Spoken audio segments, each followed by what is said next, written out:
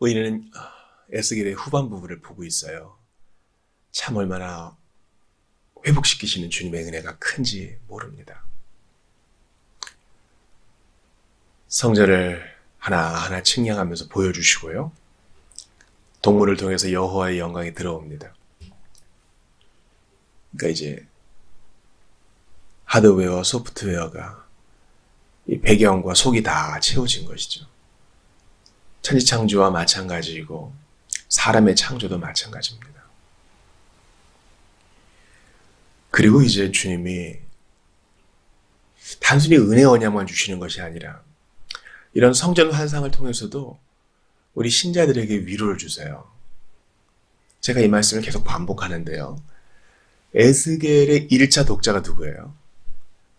에스겔의 예언을 1차적으로 듣는 자는 에스겔과 함께 포로로 잡혀온 이스라엘 백성들이에요. 고향 잃어버리고 성전 잃어버리고 산설고 물서른 곳에서 말 다른 곳에서 핍박당해가면서 고생하는 이들에게 이 성전의 환상이 주어져요. 이거는 우리 신약시대의 성도들에게 뭘 의미해요? 우리도 여전히 바벨론 포로 생활과 같은 생활을 해요. 왜냐하면 우리가 살고 있는 이 땅의 도성은 바벨론과 같거든요. 너무 하나님의 것과 반대되는 것이 많아요. 그렇지 않습니까? 눈만 뜨고 하루를 시작하고 정신을 차리지 않으면은 이 바벨론 음녀의 악한 것들과 하나님 나라 반대되는 것들이 우리를 급습하잖아요. 사람들의 조롱과 멸시와 반대가 있습니다. 근데 이 천국 소망이 우리에게 위로가 돼요. 새로운 성전에 대한 환상이 그들에게 위로가 됩니다. 우리는 어린 양이 그 해가 되시고 어린 양이 찬양 받으시는 주님과 얼굴과 얼굴을 맞대어 보고 그분이 눈물을 닦아주시고 예수님과 같이 새로운 몸을 입게 되는 그날이 반드시 오고야 말 것이고 우리는 그 맛을 지금 보고 있고 확인받고 있다는 사실이 오늘날 허덕이는 세상 속에 사는 우리에게 위로가 된다는 말이죠. 그러니까 딴 데서는 위로가 없어요. 살아서나 죽어서나 우리의 유일한 위로는 예수 그리스도. 그분께서 우리에게 보여주신 이 소망이 있는 것입니다. 근데 그게 어떻게 위로가 되느냐? 주님이 이것을 시각적으로 보여주세요. 자, 1절 보세요. 나를 안내하던 그 사람이 또 나를 데리고 동쪽으로 향해 난 성소의 바깥 문으로 갔는데 그 문이 닫혀 있었대요. 이 동문은 여호와의 영광이 들어온 것이고 여호와의 영광은 이미 성전 안에 들어와서 성전을 꽉 채우고 있어요. 4절을 보세요. 나를 안내하던 그 사람이 또 나를 데리고 북문을 지나 성전 안으로 갔다. 그때 내가 보니 주의 영광이 주의 성전에 가득 차 있었다. 나는 즉시 얼굴을 땅에 대고 엎드렸다. 이사야가 보았던 그 천상 회의의 장면이 지금 이곳에 시연되고 있어요. 천상에서 하나님의 영광을 보았던 이사야. 근데 지금 에스겔은 환상 속에서 보고 있어요.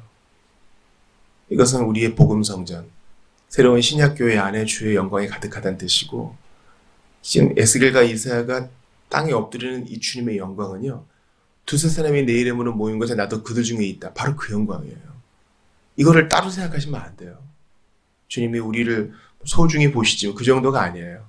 이사야가 화로다 나여 죽게 되었도다 그 임재. 에스겔이 지금 주의 영광을 감당치 못해서 납작 엎드린 그 임재. 신의 산에 인지한 하나님의 영광이 너무나 크고 또 두려워서 사람들이 우리는 못 갑니다 하고 말했던 그 임재예요.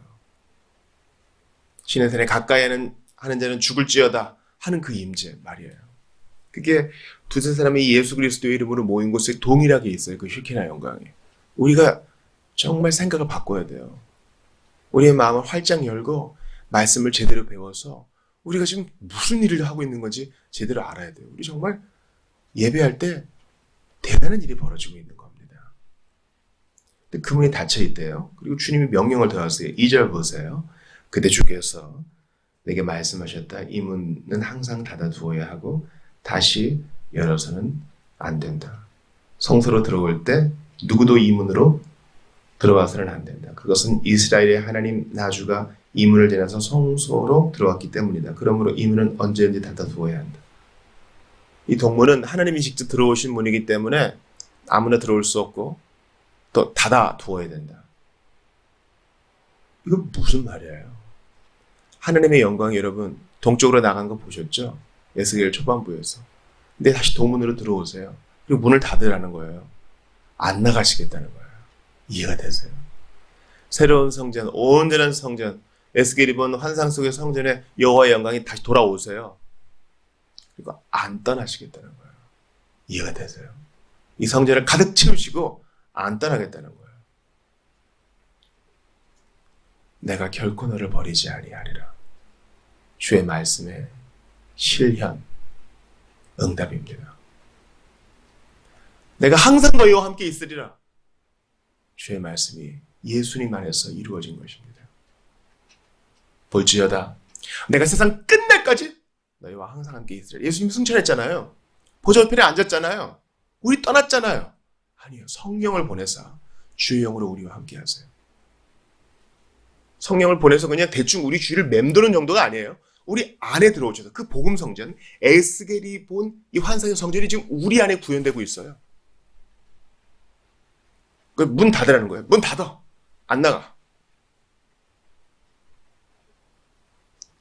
이 문이 얼마나 중요한지 여러분, 문에 대해서 5절에 얘기하고 있어요. 또 성전으로 들어가는 모든 입구와 성소의 모든 출구에 대해서도 말해줄 것이니 주의해서 듣고 잘 알아두어라.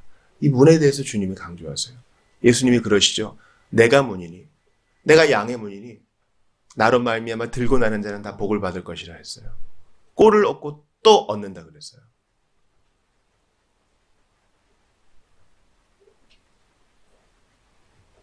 사랑하는 여러분, 이 주님의 약속은요, 그렇게 하실 이유가 없거든요. 우리를 위해서 이렇게 하시고 보여주신 거예요. 그리고 주님이 6절에서 뭐라 그러세요?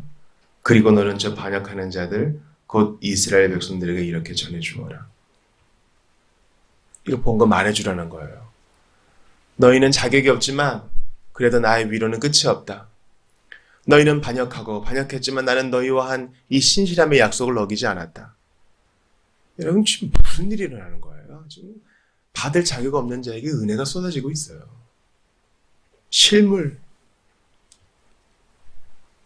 실물로 주님이 우리를 위로하세요. 그럴 의무가 없으신 분이 연약한 우리를 귀히 여기사 연약한 나를 도우시는 주님. 우리 지난 토요일에 아침 교리 공부 때도 그거 배웠잖아요. 세례는요, 말씀을 대체할 수 없어요. 귀로 들리는 말씀을 세례가 더해주고 더 도와주는 것이죠. 주님이 그렇게 하실 이유가 없어요. 그냥 성경 읽어 해도 되실 분인데 연약한 우리를 돌보사 허리를 굽혀 겸손히 보라, 느끼라, 감각을 생각하라. 성찬도 마찬가지죠. 맛보라, 향을 맡으라, 넘기라, 잡으라. 그렇게 하실 이유가 없는데 연약한 우리를 돌보시는 주님의 은혜는요, 상상 초월이에요. 문을 닫으래요. 여기로 다닐 수 없대요. 내가 결코 너희를 버리지도 아니하고 떠나지도 아니하고 함께하리라. 주의 말씀이에요. 자, 그럼 이러한 사랑을 받았으니 우리의 반응은 어떻게 해야 돼요? 주님이 사독자손을 예로 드세요. 15절을 보세요. 그러나 레위 지파는 좀 이제 징계를 받지만, 그러나 이스라엘 백성들이 잘못하여 내게서 떠나갔을 때에도 사독의 후손들인 레위 지파 제사장들은 내 성소에서 그들의 직무를 성실하게 수행하였다. 그러므로 그들은 내 앞에 가까이 나와서 나를 섬기는 제사장의 직무를 감당할 수 있으니 곧 제사장으로서 내 앞에서 희생제물과 기름과 피를 내게 바칠 수 있다. 이는 나 주 하나님의 말이다. 주님이 이 사독 계열의 제사장을 높이 드세요. 이들이 끝까지 신실했었나 봐요.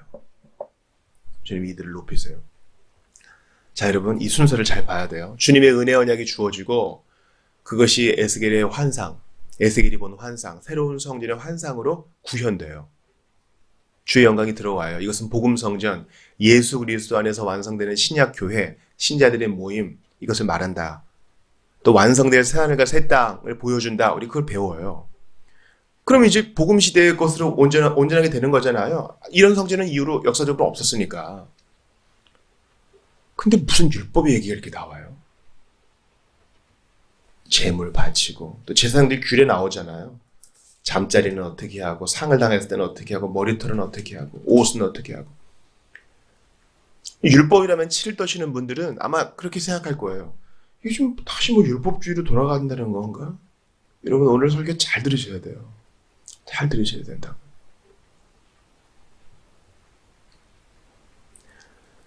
우리가 대우리 문답지 십계명 끝났잖아요. 십계명이 언제 주어져요? 언제 주어져요? 애굽에 있을 때 주어졌어요. 애굽 떠난 다음에 주어졌어요.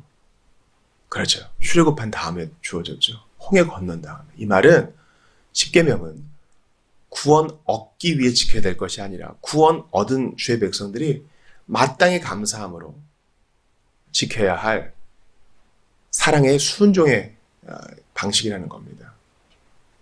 기억하세요. 구원 얻기 위해서 십계명을 지키는 게 아니에요. 감사의 삶으로서 주님이 주신 거죠. 마찬가지로 새로운 성전은요. 구원받은 백성이 모두 다 제사장이거든요. 제사장으로서 어떻게 살아야 될지에 대해서 거룩의 율례를 가르쳐 주는 거예요. 너희는 구원받았으니 이제 거룩하게 살아라 라는 주님의 말씀이에요. 이해가 되시죠? 율법주의로 율법 조항들로 우리를 얽매려는 그러한 나쁜 시도가 아니란 말이에요. 시편 24편에 이런 말씀이 있어요. 여호와의 산에 오를 자 누구며 그의 거룩한 곳에 설 자가 누구인가? 곧 손이 깨끗하며 마음이 청결하며 뜻을 허탄한 데 두지 아니하며 거짓 맹세하지 아니하는 자로다.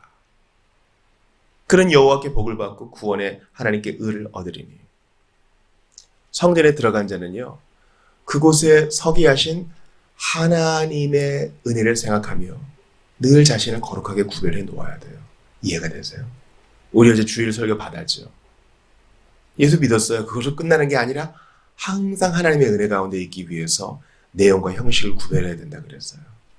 그럴 때 반대에 직면했을 때에도 물러서지 않고 앞으로 전진할 수 있다.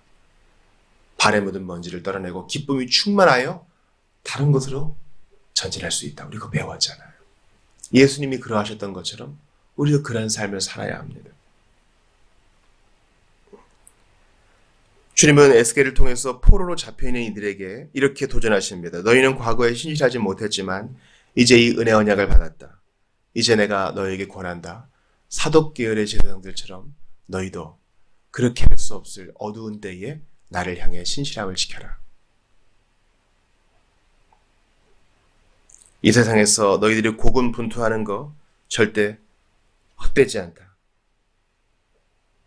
현재 주님의 고난에 참여하는 자들은 장차 다가올 세상에서 이미 영광의 후사들이니 나를 따르라. 사독계열의 제사장들처럼 반드시 상을 얻으리라. 주님 말씀하세요. 사도계의 자손들은 다른 사람들이 모두 배교하던 때 그들의 신앙을 지켰습니다. 남들이 다 어그러진 길로 갈 때 그들은 주님 앞에 나아갔습니다. 하나님이 흔들어 보시고 시험해 보실 때 변함없이 그에게 충성 다하고 있다는 증거를 보인 자에게 주님은 존귀함을 더할 것입니다. 지금 바벨론 포로로 잡혀온 이들에게 주님 말씀하세요. 내가 너희를 흔들어 보이고 있다. 어떻게 할 것이냐? 낭망할 것이냐? 사독계열의 제사장들처럼 신실함을 유지할 것이냐? 주님 물어보세요. 내가 너희에게 이 약속과 환상을 주었다. 어떻게 반응할 것이냐? 신자들도 마찬가지예요. 그래도 세상 사는 건 똑같지. 이러면서 안 믿는 자처럼 똑같은 사고방식으로 살겠습니까? 아니면 예수님처럼 우리 신앙의 선배들처럼 보이지 않는 하나님을 보이는 것으로 믿고 그분이 나를 지켜보시는 것을 믿고 천군 천사를 보내서 나를 도우시는 줄 믿고 성령 하나님께서 내게 능력 주실 줄 믿고 나를 위로하실 줄 믿고 신실함을 유지해 나가는가? 천양지차죠. 이 땅에서의 수고에 주님이 반드시 상을 주십니다. 나는 천국만 들어가면 돼요. 여러분 성경이 상급론을 얘기하고 있어요. 2달란트, 5달란트 다 착하고 충성된 종아 주님께 인정을 받았지만 누가복음에 보면은 고을을 다스리는 권세에 있어서 고을 수가 달라요. 상급론은 우리가 성경 그대로 받아야 돼요. 상급이 있어요, 여러분. 하늘나라마저 차별과 편견의 곳입니까? 그런 뜻이 아니에요. 영적인 면에서 상급이 있어요. 누군 천국 들어오고 말고 그런 문제가 아니에요. 주님은 끝까지 신실함을 유지하는 자에게 존귀함을 더할 것이고 남들이 하나님 배반할 때, 물러갈 때 변화없이 그 자리를 지킨 자들에게 참되고 큰 상급을 주실 것이니 주님 말씀하세요. 이 환상, 이 예언, 이 말씀 받은 자여 자신의 본분을 더욱 견고히 지키라. 우리가 충성하면 하나님은 우리가 계속해서 주님께 충성할 수 있도록 더 큰 것을 보여주시고 위로하실 것입니다. 벌써 10월이에요. 예수 안에 있는 여러분들이요. 충성되게 살고 계십니까? 제가 자비교회 찬송집에 이 찬송가 늘 거예요. 주님께 귀한 것들여 젊을 때 힘다하라. 우리가 언제 갈지 모르죠. 그러나 지금이 살아있는 날 동안 가장 젊은 날이에요. 바로 이 날. 끝까지 충성함을, 신실함을 보이신 예수님을 생각하며 오늘도 우리 자리에서 움직이지 맙시다. 사도계열의 제사장과 같은 사람들이 늘 있었어요. 우리 선배들. 무명의 그리스도인들 얼마나 많아요. 그들을 생각하며 우리도 끝까지 신실합시다. 구원 얻기 위해서 잘 보이려고 하는 게 아니라 이 큰 사랑을 주셨으니, 이 큰 환상을 보이셨으니, 이 복된 은혜를 지금도 허락하시니 제가 어찌 다른 대안이 있겠습니까? 고백하며 주께 나아가는, 정말 의지를 다해서 기분 따라 사는 신앙생활이 아니라 의지를 다해 주님 편에 서고 흔들리지 않는 여러분들 다 되시기를 주의 이름으로 축원합니다. 주께서 여러분을 도와주실